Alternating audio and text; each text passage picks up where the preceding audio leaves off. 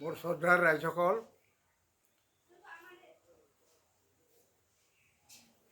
মই শান্তি মন্ত্ৰৰ পাছত এই ভক্তপ্ৰাণ ৰাইজসকলৰ উদ্দেশ্যে গৃহৰ অৱস্থিতিৰ কথা দুআষাৰমান কৈছিলোঁ।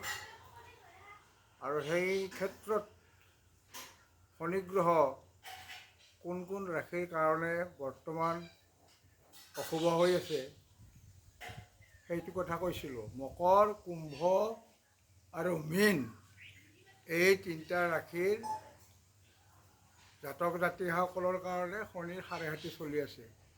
মোৰ ভুলতে মেষটো ওলাই গৈছে। মেষৰ শনিটো ভালেই আছে। বৰ্তমান মেষ ৰাশিৰ শনি একাদশত আছে, খুব ভালে আছে। কেৱল মকৰ, কুম্ভ আৰু মীন ৰাশিৰ বেয়া হৈ আছে। মোৰ ভুলতে মীনটো মেষ ওলাই গৈছিল, তাৰ কাৰণে মই দুখিত।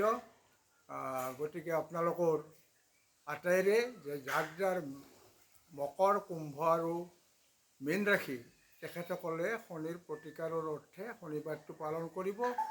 আৰু গধূলি শনিবাৰে দিনটো উপবাসে থাকি গধূলি তিলৰ তেলৰ চাকি পাৰিলে আহঁত গছৰ তলত দিলে ভাল হয়। সেইটো এটা বহুত উপকাৰ হ'ব আৰু প্ৰতিকাৰো হ'ব। গতিকে এইখিনি মই আপোনালোকৰ জ্ঞাতাৰ্থে জনালোঁ।